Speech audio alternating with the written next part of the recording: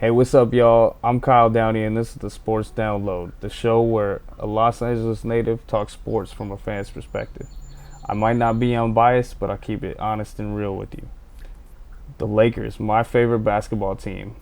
We're going to tip it off with this because the Lakers are going to the Western Conference Finals, and I am so excited. You got LeBron James and Anthony Davis going up against Nikola Jokic and Jamal Murray, and they still have Michael Porter Jr. from when we faced them 3 years ago. But the Lakers only have LeBron James and Anthony Davis. But this whole new cast of players that they have has been very complimentary to them and has so far made it to the Western Conference Finals. And it's also going to be the top offense in the Nuggets going against the top defense. And I believe that's in the playoffs. And we've seen it. I mean, the Nuggets have played really well in their first two rounds, and the Lakers have played really well in their first two rounds. Um, it's classic. It's going to be a classic. It's a classic matchup of offense versus defense, and I like the Lakers' chances because defense wins championships in that perspective. But it's going to be a tough matchup. The betting odds with Vegas are like it's almost a coin flip, almost a coin flip the way the numbers are, and it just you can see because Denver is a complete team, the Lakers are a complete team, and it's going to come down to a lot of things. So let's dive into it a little bit. The Lakers. So the Lakers, their first two matchups, they faced Memphis, who was a good team, but they were missing some players, and they just they weren't able to completely match up. They weren't able to match up with Anthony Davis. They didn't have anybody to guard him. Not really. Jaren Jackson Jr. wasn't trying to guard him really that much, and they didn't really. I mean, Tillman had a couple games, but really, AD was just unstoppable on defense. He was just unstoppable. He shut off the paint. And it was a situation where John Morant was able to score sometimes, but not really in the paint. And he was trying to shoot jump shots, and that's not really his bag. That's not his strong suit. And Jaren Jackson Jr. was able to go off a couple times, but not really when the Anthony Davis and the Lakers locked down defensively. They couldn't really do anything about it. And with the Warriors, as LeBron and Coach Darvin Ham have said, level two, the Warriors were tougher because the Warriors have a championship core in Steph Curry, Klay Thompson, Draymond Green. They have a championship core, and they just won a championship last year with Andrew Wiggins. They were not ready for this matchup, though, I don't think. They weren't ready for the Lakers, and I think they played well, but I think it did them a disservice that they went 7 games with the Kings because the Lakers had the rest advantage. Coming into game one, the Lakers had a rest advantage because we had finished the Grizzlies off in 6 games, and the Lakers came out game one hungry and rested and just they fought hard for it, and it was a tight game, and they won game one, and they lost game two, but they came back to LA and won game three and game four, dropped game five up in San Francisco, and then won game six by a blowout. And it was just so evident that they couldn't score against Anthony Davis. They were trying a lot of perimeter shots, and unfortunately for the Warriors, their shooters weren't hitting them. Their shooters weren't hitting shots. Jordan Poole was pretty much not there except for like maybe game five a little bit. Andrew Wiggins wasn't really a factor, and then he was kind of banged up. Steph was great. Steph was Steph, but the Lakers made it really hard for him and made him get tired. And Klay Thompson, other than I forgot what game it was, one of the games he went off earlier on in the season, or excuse me, earlier on in the series. But besides that, it wasn't really anything. And people were saying, "Oh, watch out for Looney, watch out for Looney." Like Kevon Looney was great on the boards and things like that, but really in the non-AD minutes, when AD was in there, nobody was really contending with him as far as on the glass and defensively. And the Lakers just kind of dominated at the end there, and then people were hitting shots like D'Angelo Russell had a great game, Austin Reeves had a great game, and that's when the Lakers can really beat these teams. When not only is the defense locked in, but when the other guys, the role players, are helping out LeBron and AD. And I mean, D'Angelo Russell is a former All Star. He's like an all fringe All Star type of player, and Austin Reeves might one day be an All Star. And then you got Rui Hachimura, who can help out and be a good role player, offer a scoring punch. Dennis Schroeder is good on defense and can sometimes score and get to the basket. So that's how complete this team is. But as Coach Ham says and LeBron says, this next step, this level 3, it's going to be different. Like, you have to show respect because, like I said, the Warriors are not really they weren't ready to contend with that, and it's a bad matchup for them. And this is going to be a totally different team and a new challenge for the Lakers tonight. You got Nikola Jokic, who is a 2-time MVP. He just won MVP last year, and he's incredible on offense. And he's one of the best passing bigs probably the game has ever seen. And he can average a triple-double if he wants to. He plays the game the right way. He's a great player. He's okay on defense, but we'll see how that matches up with Anthony Davis. And it's really going to be like a classic big man matchup, but with different type of big men, where you got AD, who's very versatile on defense, and he can hit some mid-range jumpers. His 3-ball hasn't been good in a few years. He's never really been a great 3-point shooter. He's just been okay.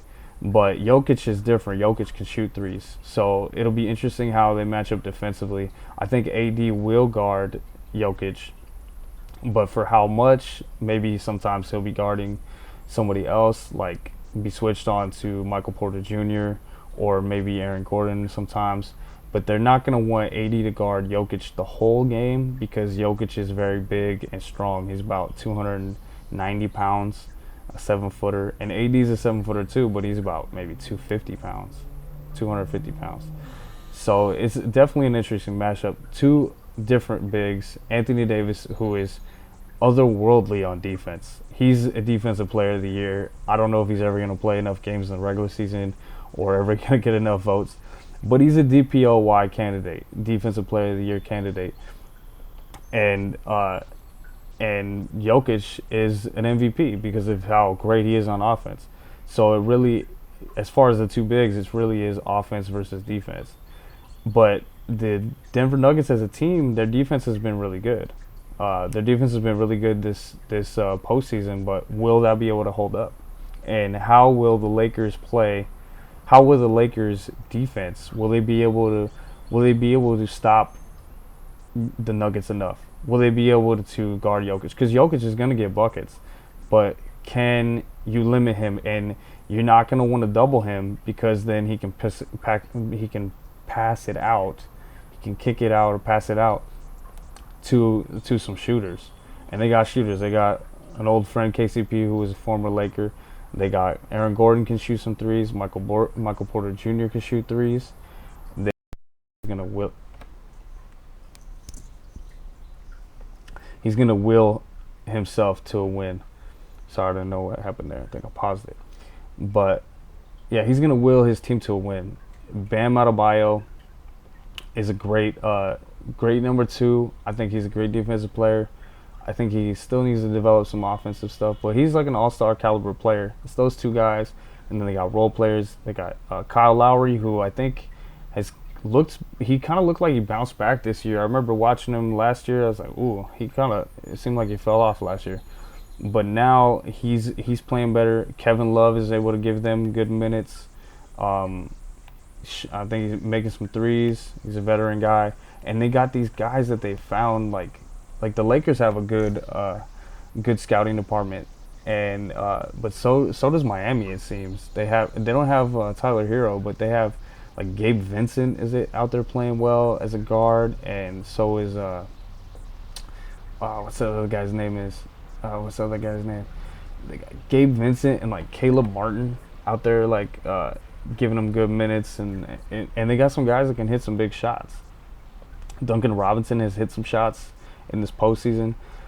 I still think he's overrated. I remember I posted on Twitter, people, Heat fans were getting mad at me, and they were getting mad at me because I said, not that he's overrated. He could shoot, but they overpaid him. He's overpaid. Like, he's getting paid a lot of money, like $15 million. I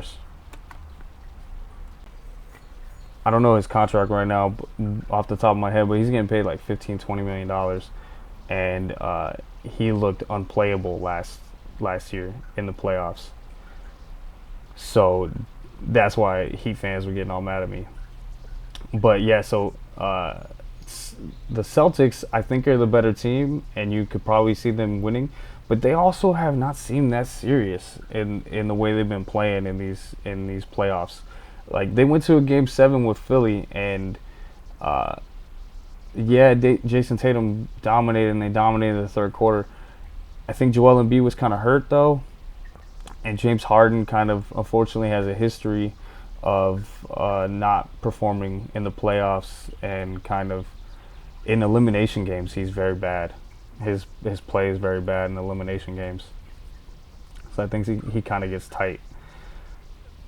So I mean, the Celtics, I don't think they took them that seriously, and it took to game 7.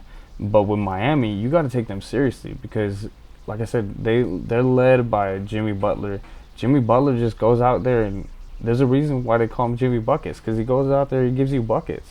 Like, he's balling out of his mind to get wins. Like against Giannis and the Bucks, he dropped like 46.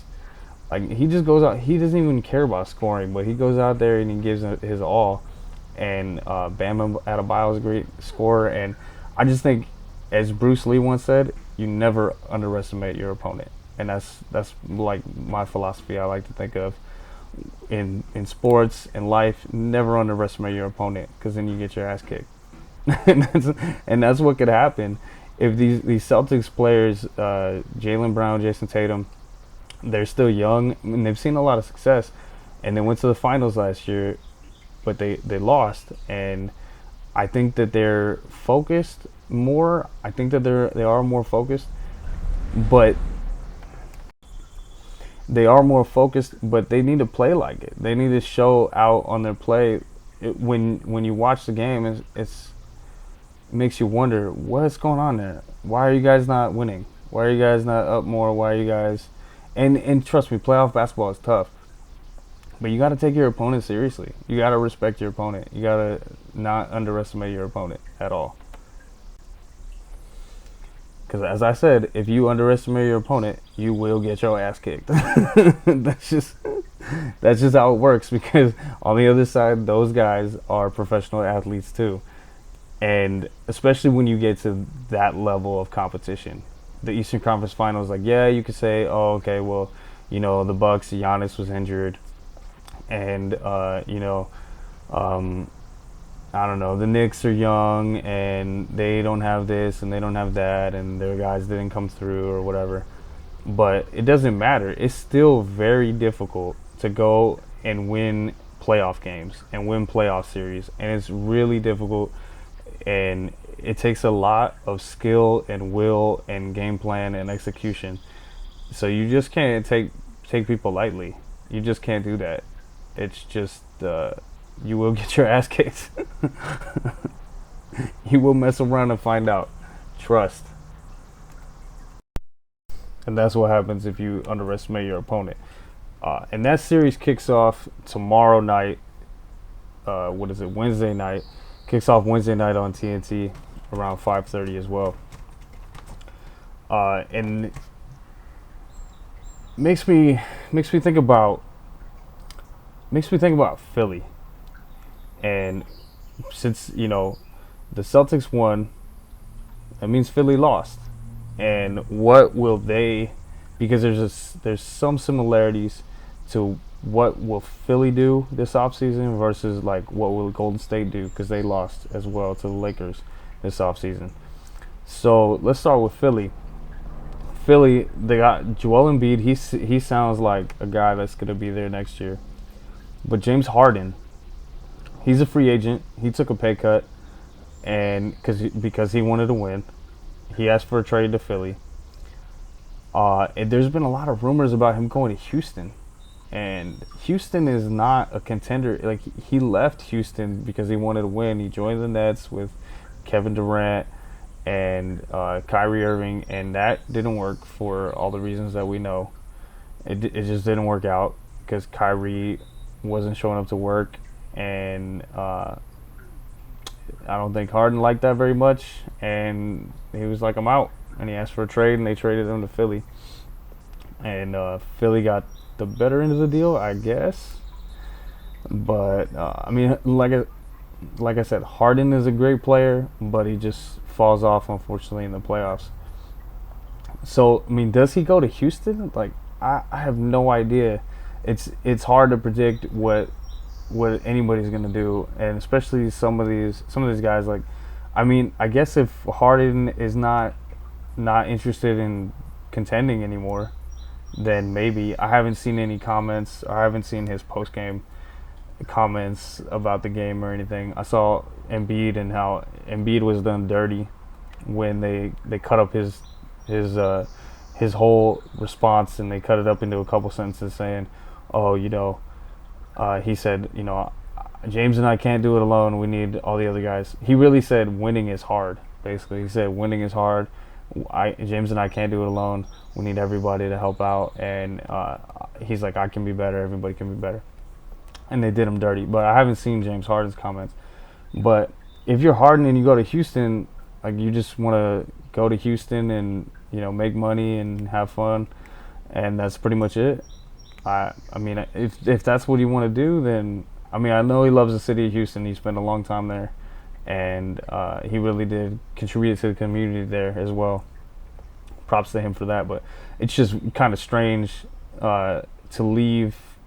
It's kind of strange to leave a place where you could potentially win a championship to go to somewhere with a bunch of young guys where you might be a first round exit. They have talent there, but I mean, unless they get Victor Wembanyama, the French kid, that's going to be amazing. As long as he stays healthy, he's going to be amazing. Unless they get him, I don't know who won the lottery with the first pick, but it's just kind of strange there. And if Harden does leave, then what does Embiid do? Does Embiid want to stay and be by himself? I mean, that's tough. I mean, maybe Embiid starts looking around. Hey, maybe I should go somewhere else.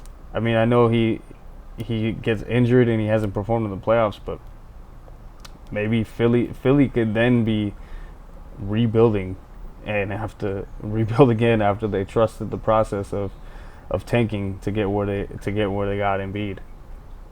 So that's very interesting. And then on the other side of the conference, on the other side, Golden State Warriors. There has been talk about Last Dance vibes, like Michael Jordan's last year with the Bulls. I think they stay together. Draymond is a free agent. I think that Clay is not a free agent, but maybe has 1 year left. And their GM is taking time to think about what he wants to do, whether he wants to stay. I think Draymond would stay. I think they probably keep Steph, Clay, and Draymond together. I think they got to move some of those young guys, especially the guys that were not trusted in this playoff series, in this postseason, like Jonathan Kuminga. I know he's young, but if you have Steph Curry, you need to win now. They were trying to do this thing where they're trying to win a championship, but also let's get these young guys in, and then they waited too long to trade James Wiseman to get Gary Payton II back, and they could have probably made their team better if they had traded him sooner. You can't operate on two timelines. It's a nice idea, but what you want to do is draft guys that are ready to play with your superstars that can win. Because Steph Curry is the greatest shooter of all time, and he's an excellent player. And you don't want to waste that talent. You don't want to waste that career.